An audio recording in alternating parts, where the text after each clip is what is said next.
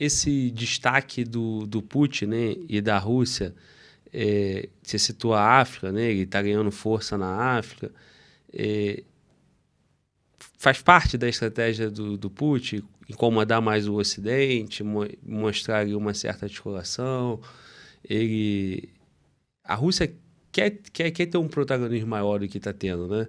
E naquela ideia do mundo multipolar, você pensa que esse conflito com a Ucrânia ele é uma parte do projeto russo completo? Com certeza, né? Todos os passos dessas grandes nações, eles são muito bem pensados para crescimento geopolítico.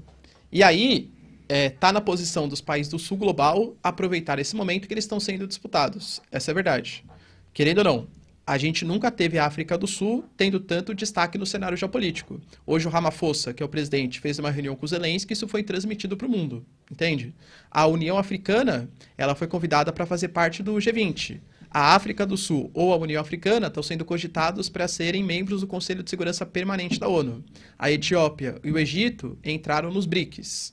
Então, quando que a gente estaria em um mês aqui falando de tantas conquistas sensíveis para o continente africano, entende? Por quê? É porque a Rússia e a China são super boazinhas com a África e querem, nossa, agora sim, a gente quer solucionar a miséria do continente africano. Claro que não, né?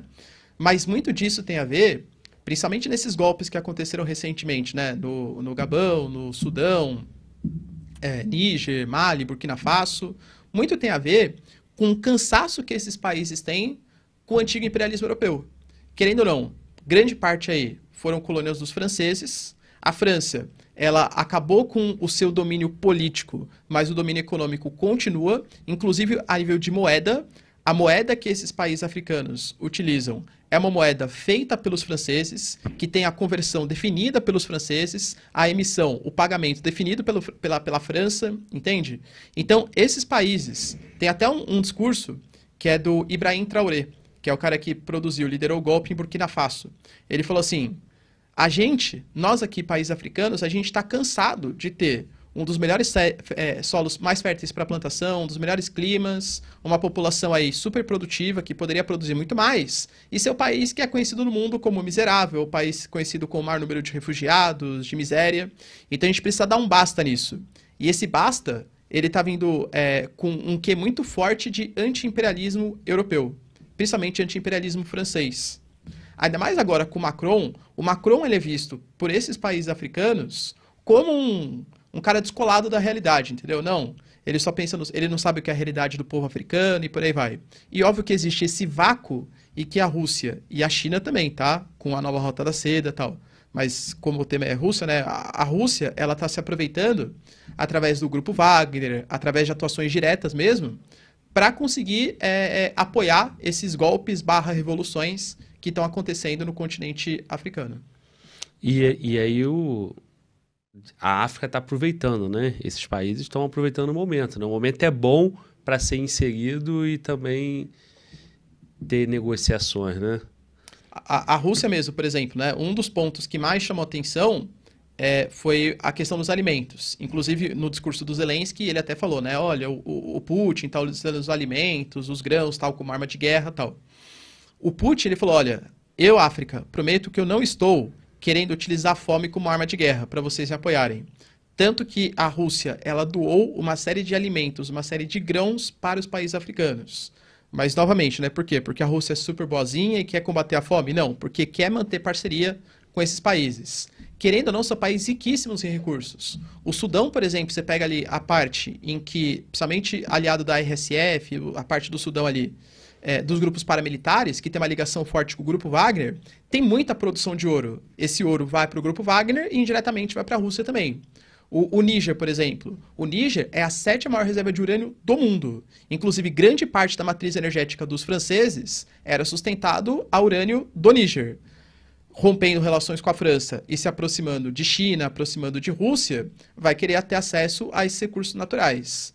Então, eu diria que, assim, é natural que esses países busquem novos aliados. Eu diria que já esgotou esse imperialismo europeu, seja político até a década de 60, 70, seja econômico, nessa nova ordem mundial, esgotou esse imperialismo dos países europeus na África. E aí a fala do Putin reforça muito isso, né? e ele age de uma forma mais direta, né? Mais incisiva, né? E ele critica diretamente a União Europeia, né? Principalmente, e aí está em destaque a França. É a estratégia dele para poder enfraquecer mais os países da Europa, já sabendo que eles estão incomodados com a Rússia, né? E sabe que a Rússia é um grande... player geopolítico, assim, Exatamente. Né? Exato. Sim, não, com certeza. E a Europa está precisando de recursos. Você pega a maior parte dos países europeus, os caras estão estagnados economicamente. Tem muito país que ainda tem... Você pega, vou dar o caso da França, que a França tem uma população envelhecida. O Macron, ele propôs uma reforma da Previdência em que aumentava, entre aspas, só em 2 anos. A população não aceitou. Entende? A população francesa é mais velha que a população brasileira, ia ter uma previdência que se aposentava mais cedo que a população brasileira, e mesmo assim a população não aceitou. Então, essa manutenção desses altos gastos públicos, a falta de produtividade da Europa, isso está meio que se esgotando, entende? Então, ela está... Principalmente alguns países não, né? Você pega a Alemanha, Países Baixos, Bélgica, eles são um pouco mais industrializados, tecnológicos é diferente. Mas você pega principalmente no centro-sul do continente europeu, são países que estão estagnados economicamente. E o que esses países da África têm de melhor para oferecer de imediato para o Putin? Né? Porque quando a gente fala de exploração, tu citou o ouro, citou o Grupo Wagner, são coisas mais a longo prazo ou médio prazo, de imediato, assim, o que seria?